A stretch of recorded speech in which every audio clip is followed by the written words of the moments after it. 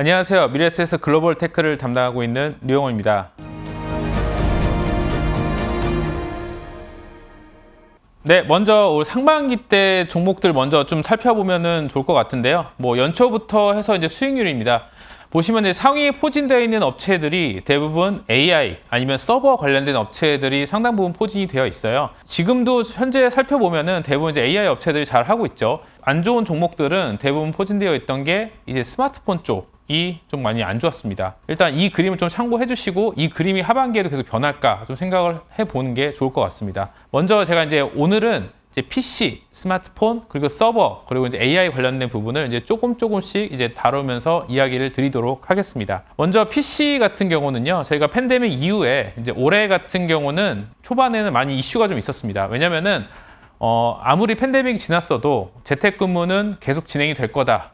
그렇기 때문에 PC 수요는 작년과 비슷할 거다. 이 부분과 아니다. 사람들이 너무 많이 PC를 이제 구매를 했기 때문에 올해는 안 좋을 거다. 이 두 갈래로 이렇게 나눠졌었는데요. 지금은 이제 후자의 입장이 거의 됐습니다. 그래서 전년 대비해서 올해 같은 경우는 거의 10% 이상 하락하는 수치를 좀 기록을 할 걸로 지금 보고 있는 상황이고요.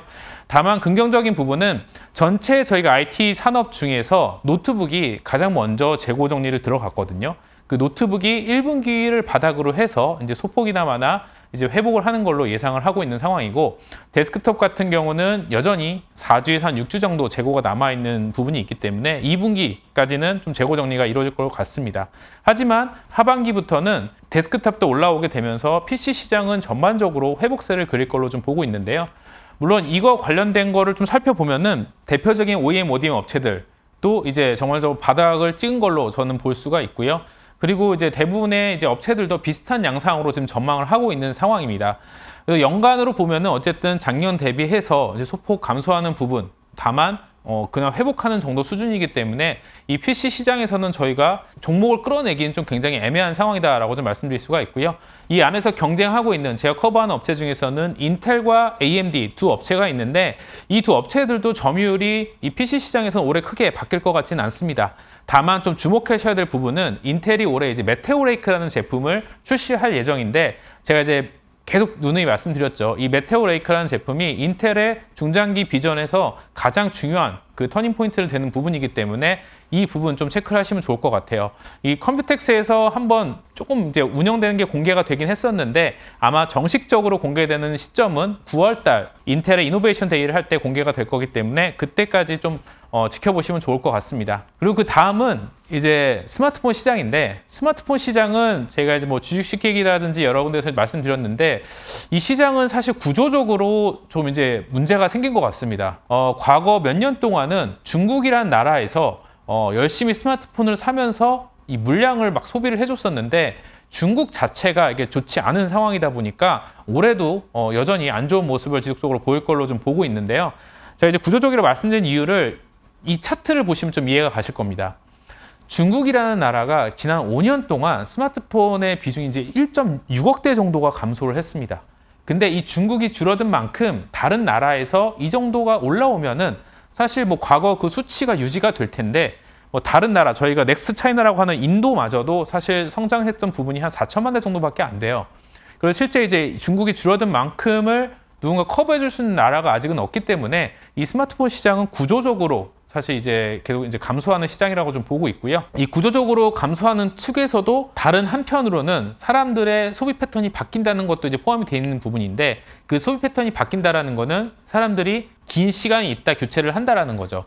그래서 일부에서는 40개월 이상, 그러니까 3년이죠, 거의 3년 동안 이게 스마트폰을 안 바꾸는 사람도 굉장히 늘어난다라고 하고 있고, 이 교체 주기의 장기화가 되면은 사람들이 어떤 소비 패턴을 보이게 되면은 한 번 살 때 좋은 걸 사자라고 하면서 하이엔드 쪽에 집중되는 현상이 발생될 수밖에 없습니다. 대표적으로 알 수 있는 게 삼성이라든지 애플, 저희가 들 수 있겠죠. 그래서 이런 업체들은 지속해서 어느 정도 일정 수준 물량을 계속 유지해 나갈 걸로 좀 보고 있고요.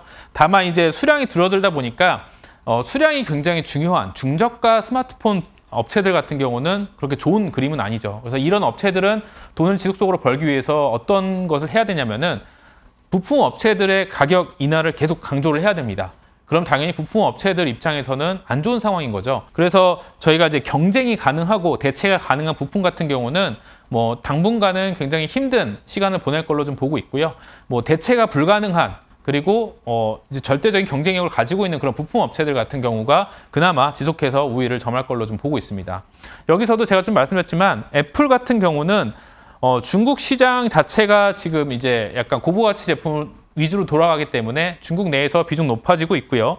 그동안 이제 거의 비중이 없었던 나머지 국가에서도 애플이 비중이 조금씩 올라오다 보니까 다른 업체들 대비해서는 여전히 하반기에도 선방할 수 있다라고 좀 보고 있습니다.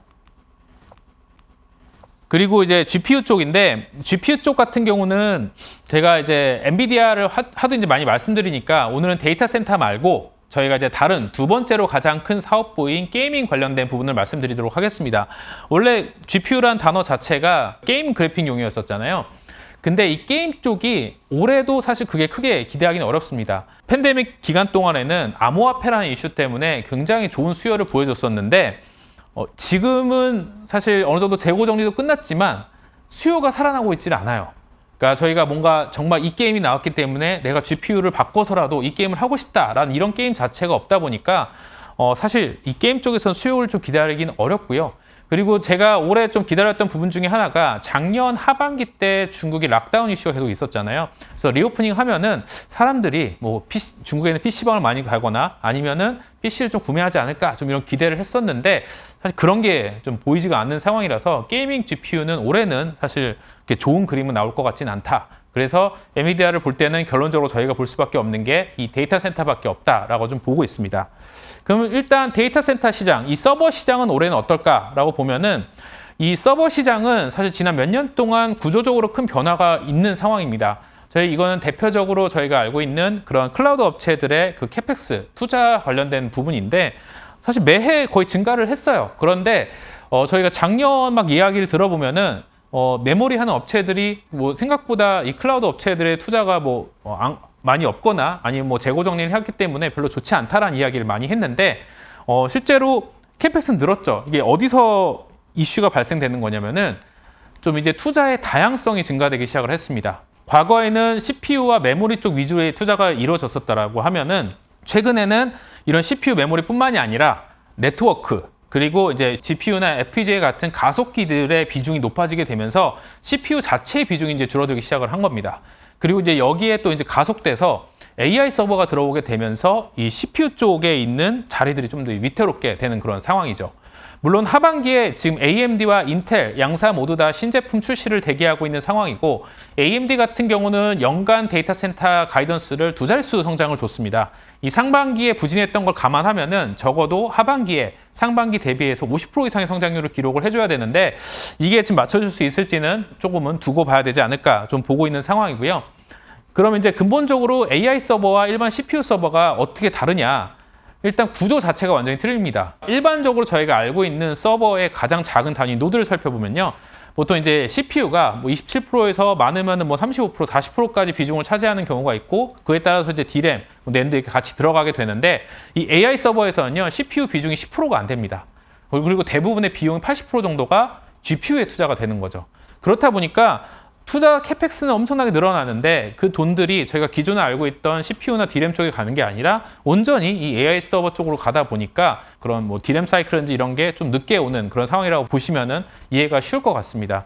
그래서 어쨌든 이런 추세는 적어도 올해 하반기까지는 지속될 걸로 좀 보고 있는 상황이고요. 뭐 그 이후의 상황은 지금 모두가 기다리듯이 이 다음 AI 다음 단계인 그 추론 시장을 모두 다 기다리고 있습니다. 그래서 지금은 확실히 엔비디아가 독보적인 모습을 보이고 있긴 하지만 이런 AMD라든지 인텔 그리고 뭐 클라우드 업체들 같은 경우도 자체적인 AI 뭐 칩을 계속 개발하고 있는 그런 상황인데 지금 현재는 저희가 AI의 초창기 버전이다 보니까 그 새로운 모델을 만들거나 새로운 이제 기반을 다지는 그런 기간이라고 보시면 될 것 같거든요. 그렇다 보니까 엄청난 그런 학습에 필요한 그런 힘이 필요하고 에너지가 필요한 그런 상황인데 다음 세대는요. 이미 저희가 이제 만들어진 이런 모델을 기반으로 한 서비스가 이제 나오는 그런 시기가 다가오는 겁니다. 그렇다 보니까 이 서비스를 위해서는 또 이거를 돌릴 수 있는 반도체가 필요하겠죠. 근데 단순히 GPU가 추론 쪽도 잘하고 있기는 하지만 정말 AI의 그런 모델에 따라서 CPU가 잘하는 영역도 분명히 존재하거든요. 그렇기 때문에 저희가 흔히 알고 있는 AMD라든지 인텔 같은 경우도 충분한 기회를 잡을 수 있는 시기가 곧 도래한다라고 좀 보고 있습니다. 그리고 이제 그걸 좀 먼저 움직인 게 AMD고요. AMD는 올해 이제 MI300이라는 제품은 올해 4분기에 출시될 예정입니다. 그래서 이게 출시가 되고 나서 그리고 이제 내년부터 이제 본격적으로 이제 매출이 반영된다라고 하고 있기 때문에 이 제품에 대해서 좀 올해 하반기에 좀 많이 기대를 하고 있는 상황이고요. 인텔은 사실 지금은 소프트웨어적으로 좀 많이 접근을 하고 있는 상황이기는 하지만 워낙 가지고 있는 IP들이 많이 있기 때문에 다양한 방법으로 이 AI 시장을 공격적으로 공격할 걸로 좀 보고 있습니다. 그래서 뭐 지금 단기적으로는 뭐 여전히 하반기까지는 엔비디아가 독주를 할 걸로 좀 보고 있는 상황이지만 저희가 이제 내년을 위해서 준비하는 이런 업체들도 저희가 이제 충분히 관심을 가져야 되지 않을까 좀 생각을 하고 있습니다. 그래서 뭐 이제 제가 굉장히 짧게 산업별로 좀 이렇게 말씀을 드렸는데요. 상반기에 기대했던 것만큼의 수요는 지금 올라오고 있지는 않습니다. 하지만 적어도 지금 바닥은 많이 보고 있는 상황이기 때문에 거기서 소폭 이제 개선되는 업체들을 찾으면 좋을 것 같고요. 그리고 지금 AI 관련된 것들은 아직 그 매출액은 성장 여력은 아직 충분히 남아 있다라고 좀 보고 있기 때문에 지금 넥스트 엔비디아를 찾는 게 올해 하반기에는 가장 큰 숙제가 아닐까 생각되고 있습니다. 네, 지금까지 올해 하반기 전망이었었고요. 짧은 시간이었지만 그래도 많은 도움이 됐으면 좋겠습니다. 감사합니다.